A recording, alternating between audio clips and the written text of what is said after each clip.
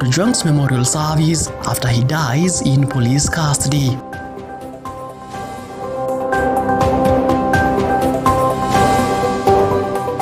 Having delayed promotions, sometimes even more than 10 years from the time you're supposed to be promoted. Kwale County has decided that it will not value its doctors. It does not value the patients, the lives of the patients that these doctors serve. Doctor strike paralyzes health services in Kwale County over delayed promotions and salaries.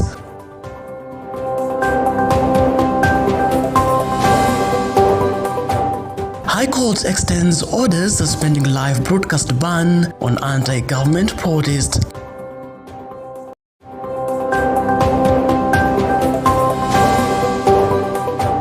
Maandamano walianzia saa 5.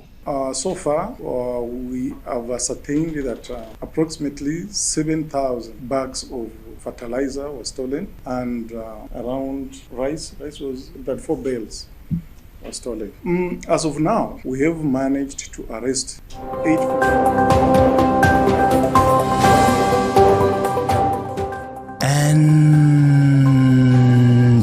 Raid at the Maua NCPB depot, 8 arrested, 7,354 stolen fertilizer recovered. Right, our sign language interpreter tonight is Laura Mondi. My name is Macharia. And remember, you can watch this particular broadcast live on Facebook and as well as on YouTube. Now let's get started. Now, the family of the late Albert Ojwang, a teacher who died in police custody at Nairobi's Central Police Station, continues to demand justice as grief and unanswered questions persist surrounding the circumstances of his death. During a moving memorial service held at Ridgeways in Nairobi, his father, Ojwang, emotionally compared his son's death to the biblical story of Cain and Abel, saying his son's blood will not remain silent until justice is served. The late teacher's mother described him as a hard-working and selfless man who was a pillar of the family, while his grieving widow, that is Nevinina Onyango, remembered him as a calm center of their lives, noting that his absence leaves a void that will not be easily filled.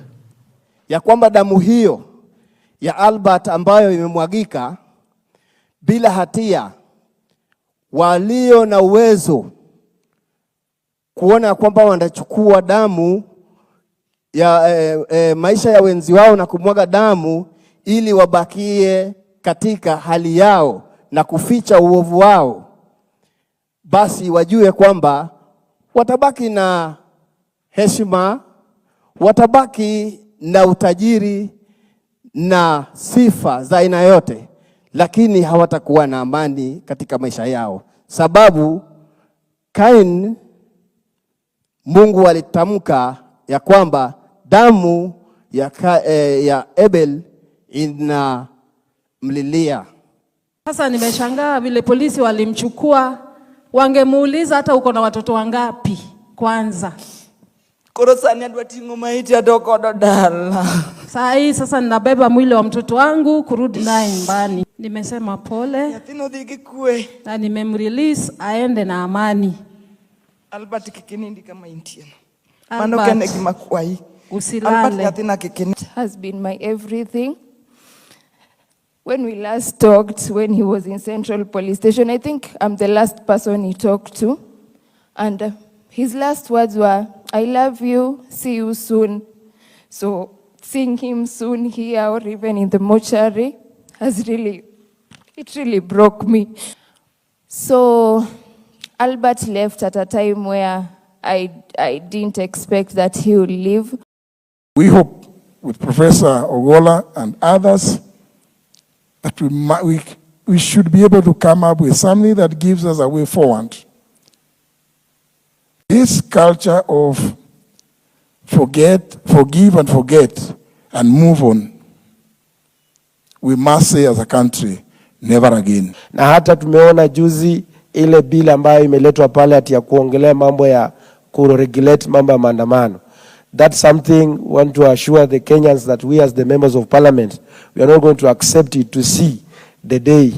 Na hiyo tumekataa kabisa. Hata huyo mwenye analeta huyo mama Esther tutamwambia hiyo vitu, you will have nowhere to see to discuss them. So Kenyans should not be worried about those things.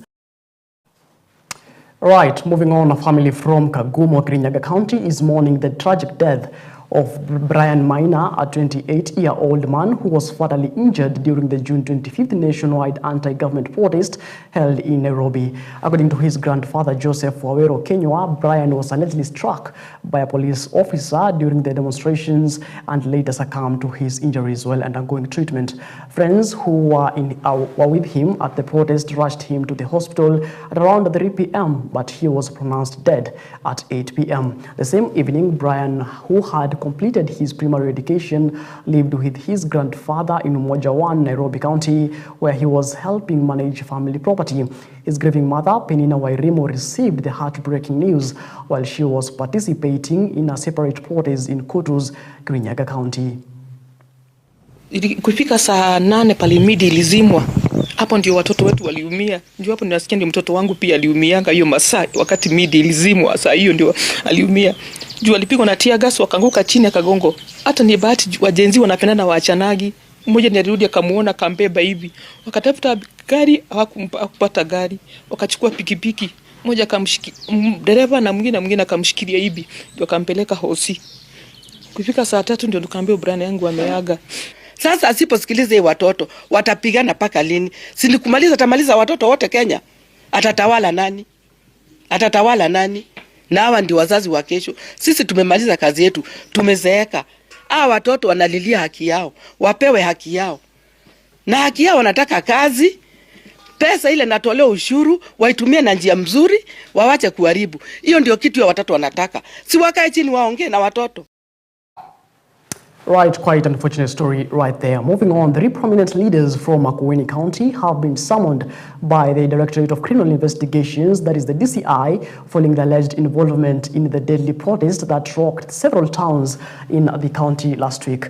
Kilili Kala MCA Abanu Somboa, along with the County Executive Committee member for Sports Sebastian Kioni and another individual identified as Motuko, have been directed to present themselves for further questioning in relation to the June 25th protest that left 2 youth dead in Emali. The trio appeared today at the DCI offices in Wote, where they were briefed on the allegations against them. They have been instructed to report for more detailed interrogations at DCI headquarters in Kiambu and Nairobi on separate dates. According to the directives, Abanu Somboa is expected to report on to Kiambu on Thursday, while Motuko and Kioni are scheduled to present themselves next week in Nairobi. 2 of our members and an ECM have received summons from the DCI that they should appear here today, and they have come and they have been told to go to Nairobi, and we are ready. What we want to inform our people is that these are shenanigans which are planned by the KK government to distract us, the people of Makueni. And we want to tell them, we as the representatives of the people in Makueni, we are the representatives of the people's opposition. And the people of Kenya are ready to take KK government home. They want to destabilize Makueni, which is the backbone of Wiper Democratic Movement. We want to tell them they won't succeed. Not threaten at all, because I'm hardened enough, and I believe that our people are behind us. And also in this exercise, sisi lazima tupambane kabisa. Kwa hivyo hii inistui na haiwezi nistua. Hii ndio mara ya pili, mara ya 3. Kwa hivyo hata ikifanyika mara ya 20 niko tayari. Kwa hiyo I said in these local medias that I'm ready to pay. I'm ready to pay it 100% if this country will be rescued. Kwa kuwa kupoteza mauai ya viongozi kama hawa, kama watoto wetu wameumia zaidi na wanalia, sisi hatuna shida. Kile cha maana ni Kenya iongozwe kwa sheria, sio kwa feelings ama emotions za watu. Hii imekuwa ni kama emotions, yes. And we need to abuse it and we want to refuse it and condemn it to the highest level of humanity. Yes. Kwa hivyo tukatae kutumiwa na askari kutumiwa, wache tukae kama wana Kenya na amani. Right, moving on, a family in Kapasimbita, Homa Bay County is calling for their investigation into the mysterious death of their 29-year-old relative, Calvins Onditi, who died in police custody on June 15th. According to an autopsy conducted by Dr. Kevin Osuri, Homa Bay's chief officer for medical services, Onditi died due to asphyxiation caused by neck compression, a finding that contradicts the police version of events. The police had initially claimed that the deceased committed suicide by hanging himself in his cell. However, the family has rejected this explanation, citing inconsistencies.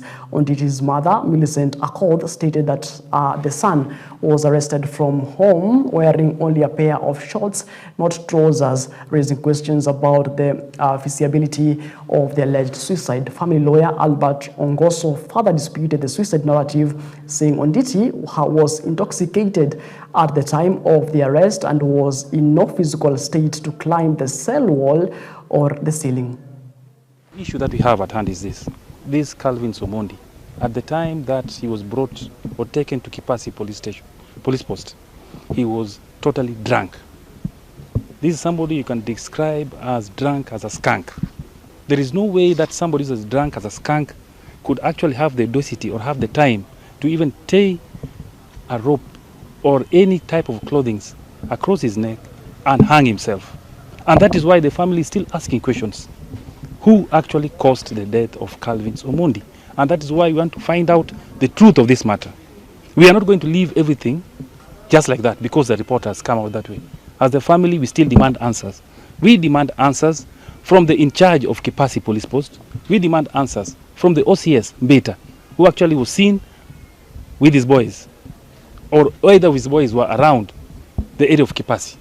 We want answers. And we also want to know why they had to get that body, minus the family members being there. That is what we are demanding. And we will not relent until we get answers. We have just conducted an autopsy or a post-mortem in respect of the late Calvin Omondi, who passed on the 15th of June 2025 at Kipasi Police Station. He had been brought the previous evening, having been arrested by the Assistant Chief and members of the public on allegations of indecent sexual issues. You know, he was found in a goat's pen. Those are the circumstances that were reported to us from the police. So the following day in the morning, he was found hanging in the police cells. And then he was then brought to Homa Bay Teaching and Referral Hospital as a body, as the late. So his death was confirmed on arrival. And today we have conducted a post-mortem in the presence of the family. So we have established that the cause of death for the late Calvins was due to what is called asphyxiation. Asphyxiation, which means he could not breathe. That is why he passed on. And the cause of that asphyxiation was because of hanging or strangulation around the neck, and has been confirmed by everyone here that what he had, what strangulated his neck, was a piece of cloth, that is a grey trouser, which he was hanging from. Right, moving on to the corridors of justice.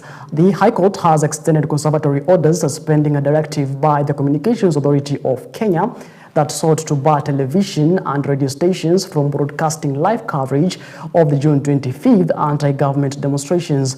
The matter came up for mention today before Justice Chacha Mwita, who directed that it be mentioned again on October 27th of 2025. Further directions, for further directions, the initial orders were obtained last week by the Law Society of Kenya, that is the LSK, which moved to court challenging the CA directive. The LSK argued that the move by the authority was unconstitutional and an infringement of freedoms of expression and the right to access information as protected under the Kenyan Constitution. Now, the directive issued by the Communications Authority had instructed all broadcasters to immediately cease live coverage of the nationwide protest, citing national security concerns. In Wednesday's proceedings, the court noted that multiple petitions had been filed on the same matter, raising similar constitutional concerns.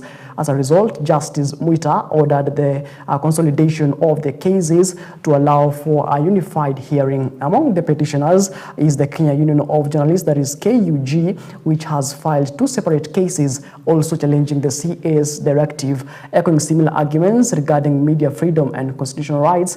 As it stands, televisions and radio stations across the country are allowed to continue airing live broadcast pending the final determination of the case.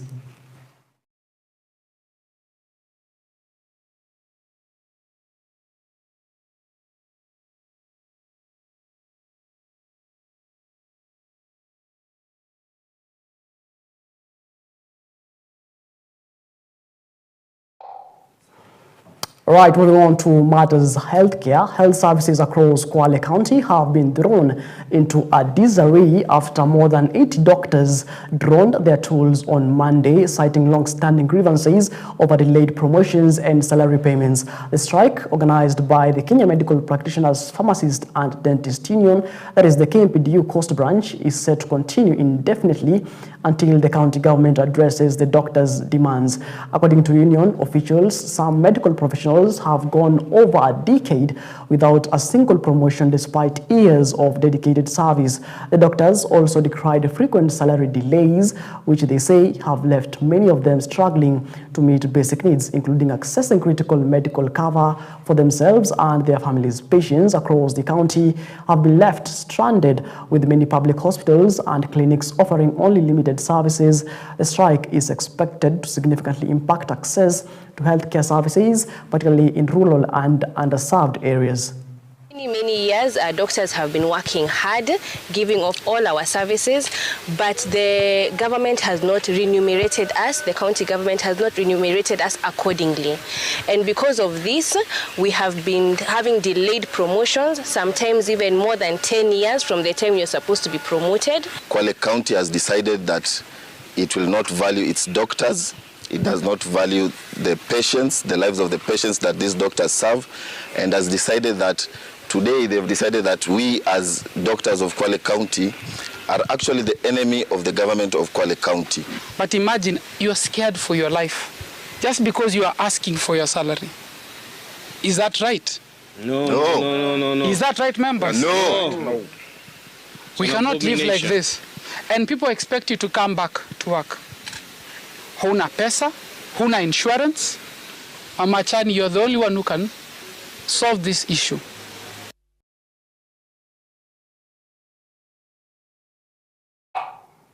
Now, 8 suspects have been arrested and part of over 7,354 stolen bags of fertilizer recovered following the violent raid and looting of the National Cereals and Produce Board NCPB depot in Maua, Meru County last week. Now, the incident, which occurred on June 25th of 2025, saw large crowds descend on the depot, looting fertilizer, cereals, and vandalizing property, including a mobile seed dryer and the main office. Now, authorities now believe the attack may have been politically motivated, through investigations are ongoing. According to DCIO Maua, Alex Wasike, the looters arrived in droves using motorbikes and probox vehicles to cut away with stolen fertilizer. Take a look.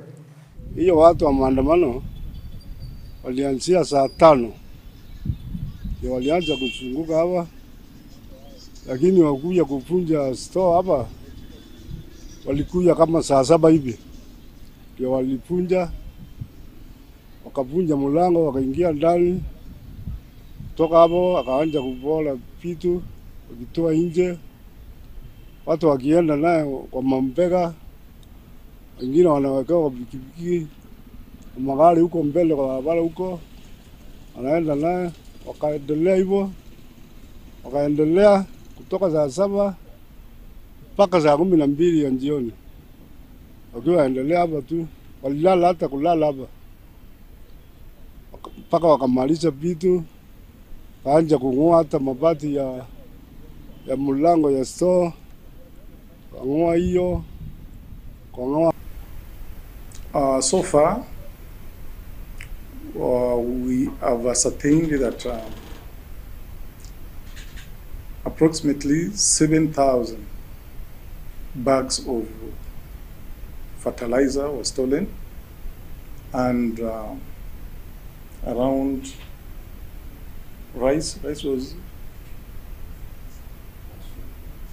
34 bales were stolen. As of now, we have managed to arrest 8 people.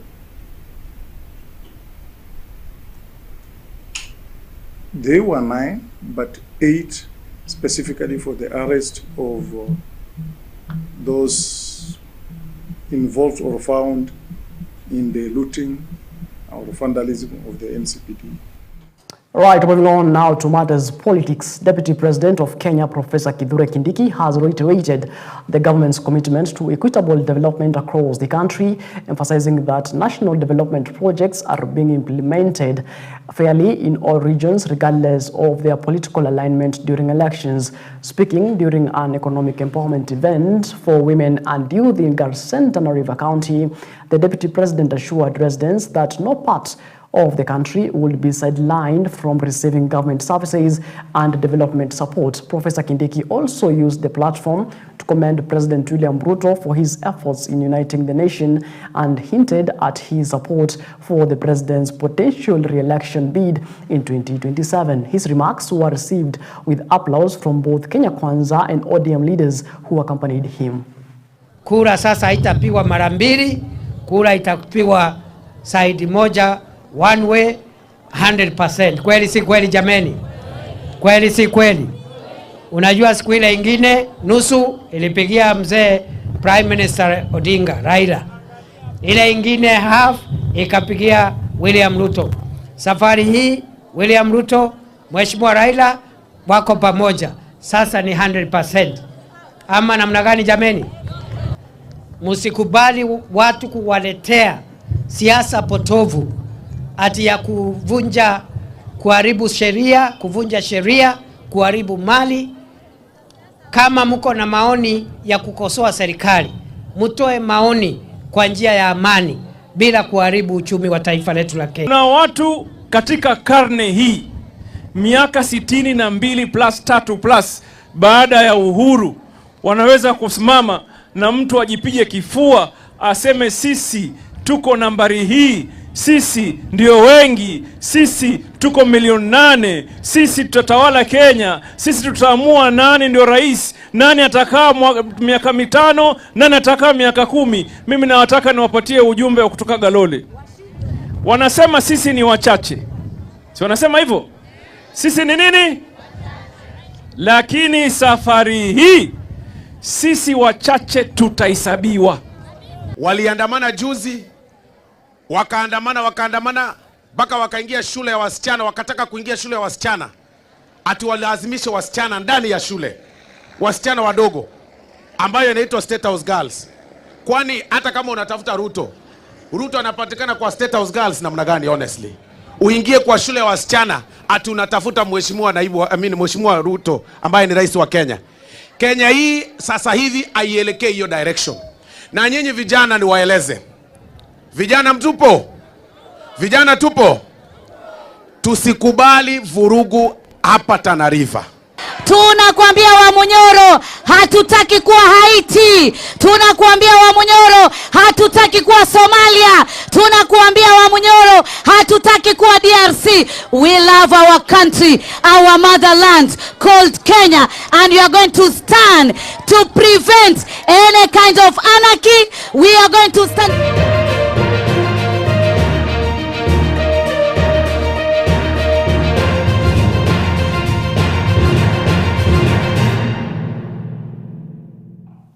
Right now, let's get sporting. Tonight on sports, we hit the corridors of justice. And in a bold restructuring move, Gor Mahia Football Club has officially parted ways with its entire technical bench and chief executive officer as part of what the club's management describes as strategic cleanup aimed at strengthening operations across across key departments. Now, confirming the development, club chairman Ambrose Russia stated that the decision was made after thorough internal assessment of the team's performance and administrative structure. While the club has not yet announced specific replacement, Russia indicated that plans are already underway to fill the vacant positions with emphasis on professionalism, experience, and long-term strategic fit.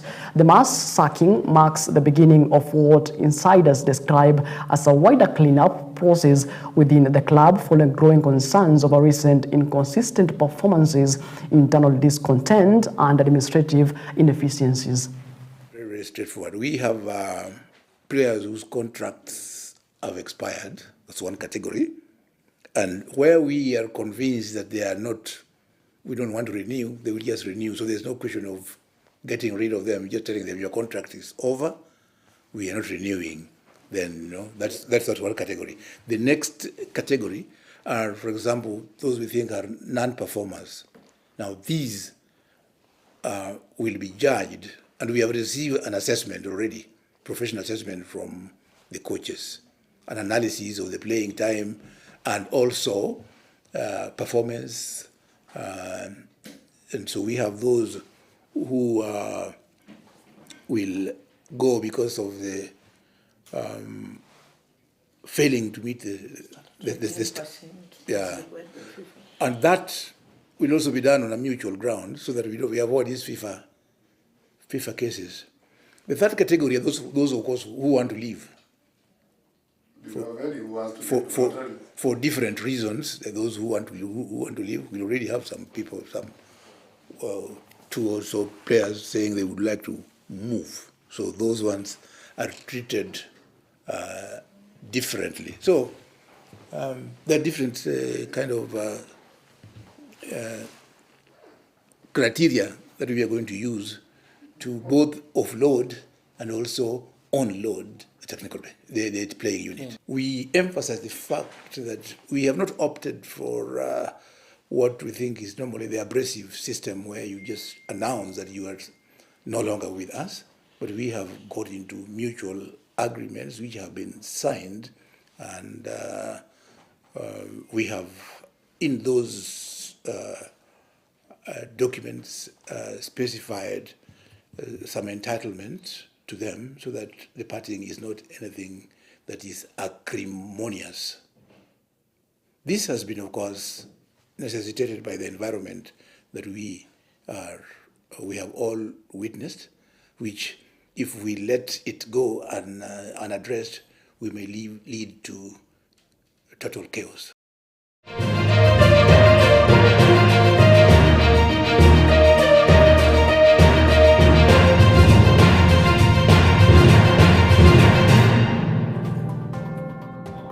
All right, it is exactly 33 minutes past the top of the hour. That's not to wrap up our bulletin here on EBN Prime Edition.